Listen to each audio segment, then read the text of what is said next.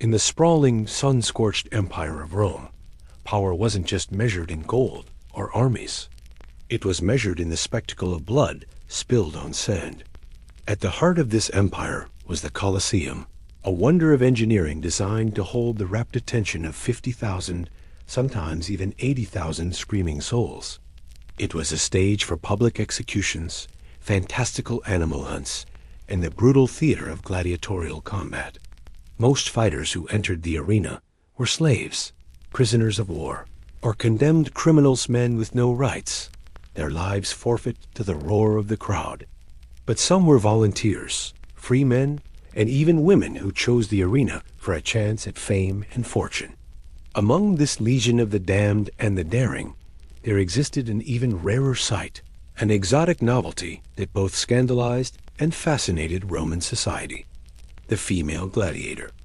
In the ruthless heart of this Roman Empire, a woman known only as a nameless captive is dragged onto the blood-soaked sands of the Colosseum. Her captors, seeing just another frightened victim, shove a sword into her hand. They command her to fight for their amusement. But as the gates slam shut and the roar of the crowd fades to a distant hum, a cold, familiar calm washes over her. They think they've created a gladiator. They're about to learn they've unleashed a predator. The capture. This story begins far from Rome, in the rugged, windswept plains of Germania. Here lived a woman named Lyra. She wasn't a warrior, but the daughter of a chieftain who had taught her the old ways, not of formal battle, but of pure survival. She could read the forest like a scroll, move through the undergrowth like a whisper, and hunt with a patience that felt almost supernatural. Her life was one of quiet tradition, until the day the eagle standards of the Roman legions appeared on the horizon. The conquest was swift and merciless. Her village was reduced to ash in a single afternoon. Lyra fought back not like a soldier, but like the hunter she was, using the terrain, setting traps, striking from the shadows. But the legionaries were a relentless tide. She was eventually cornered, overwhelmed by sheer numbers, her spirit unbroken, but her body bound in iron chains. She and the other survivors were marched south, a grim procession of the conquered. The journey was a blur of dust, thirst, and clanking shackles. In the slave markets of Rome, she was stripped of her name and her past, just another piece of property. Her buyer was a man named Drusus, a lanista, a trainer of gladiators. He saw something in her eyes, a flicker of defiance others mistook for fear. He didn't see a servant. He saw a spectacle, a novelty for the arena. Female gladiators, or gladiatresses, were a rare attraction for the jaded crowds. And Drusus, whose social standing was not much better than a pimp's, saw only profit. His main client was Senator Cassius, a man of immense wealth, whose hunger for power was matched only by his cruelty. It was Cassius who had funded the northern campaign, Cassius who had ordered the subjugation of her people, and it was Cassius who now demanded new entertainments to boost his popularity. In purchasing Lyra, they hadn't just acquired a barbarian slave. They had brought the architect of her people's destruction face to face with his only surviving witness. The Ludus.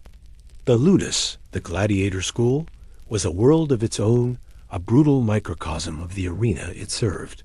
Run by Drusus with an iron fist, it was a place of unyielding discipline and constant violence. Upon arrival, every recruit swore an oath to endure to be burned, to be bound, to be beaten, and to be killed by the sword. It was a formal surrender of their very existence. They were no longer people.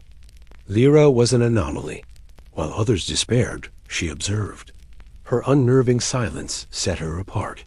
She studied the other gladiators, the heavily armored Myrmilos, the swift Thraxes with their curved swords, and the famous Ritieri with their nets and tridents.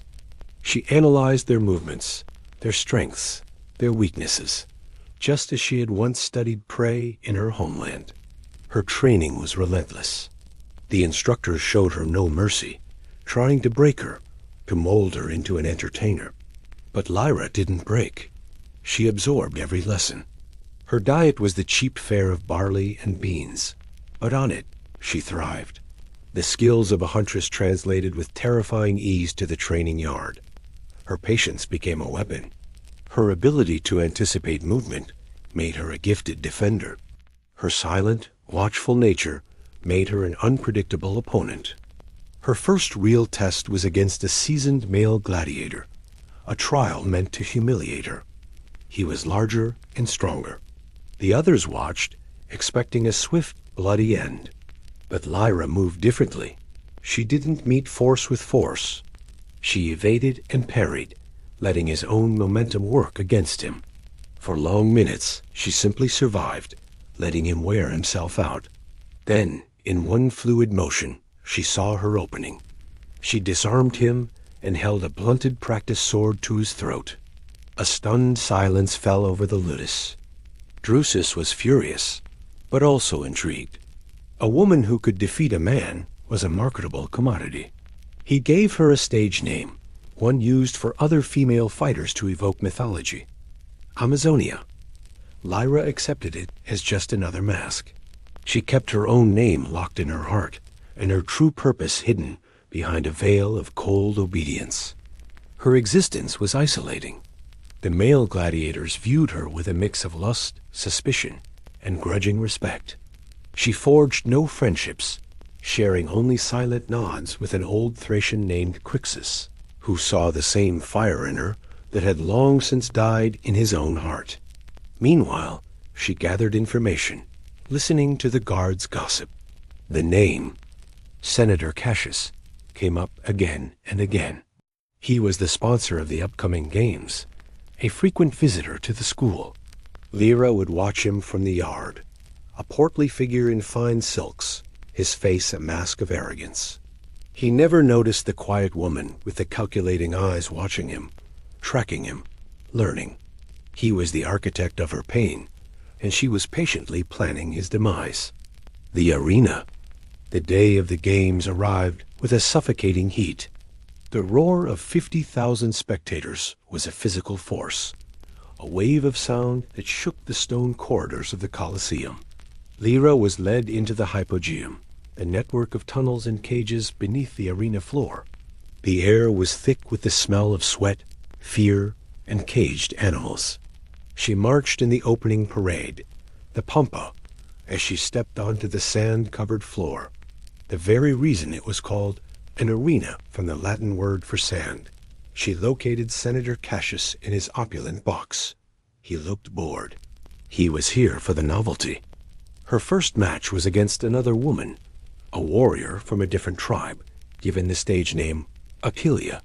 It was a common pairing, a reenactment of myth.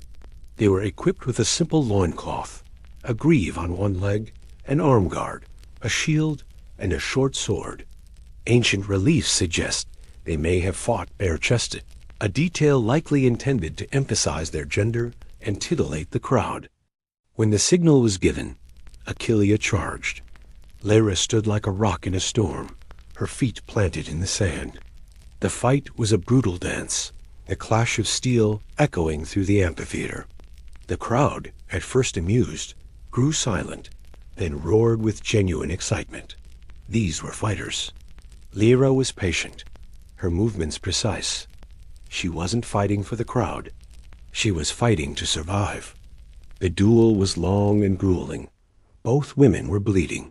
Finally, in a moment of unspoken respect, they both lowered their weapons. A stance missio and honorable draw, a rare and respected outcome. The crowd erupted. They had witnessed true martial prowess. In his box, Senator Cassius leaned forward, a flicker of genuine interest in his eyes. Drusus was ecstatic. The value of his Amazonia had just skyrocketed, but Lyra felt nothing but the grim satisfaction of survival.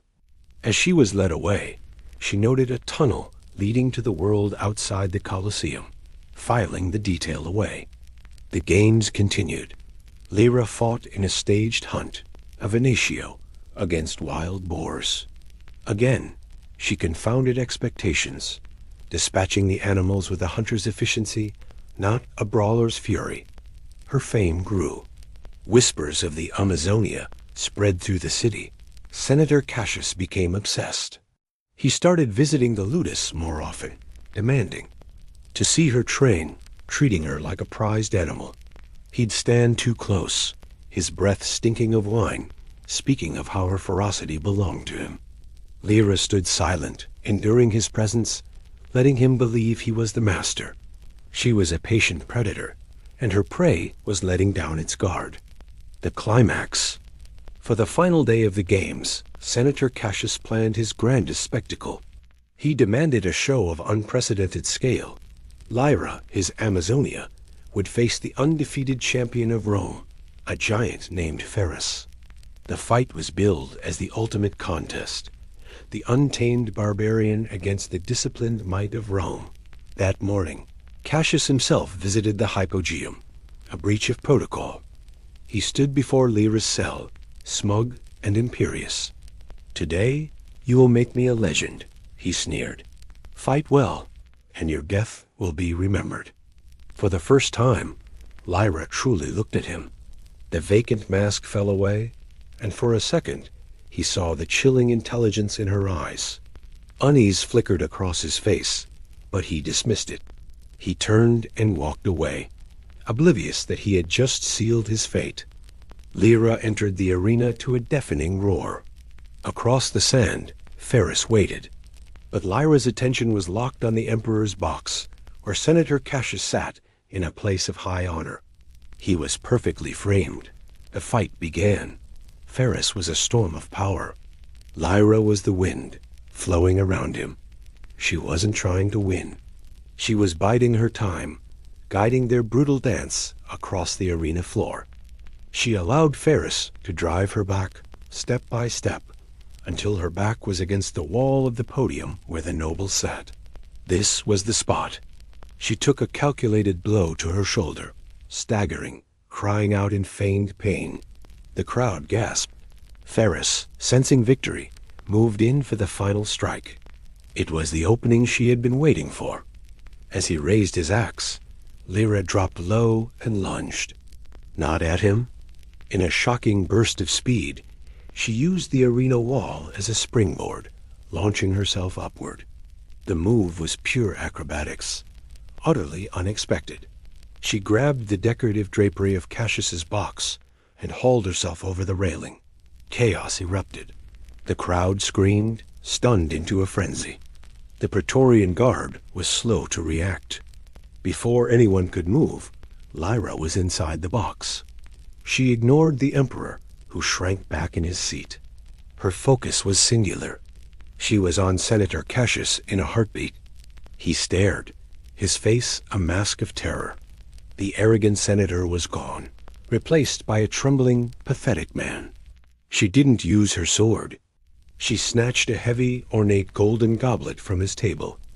"This is for my father," she whispered in her native tongue.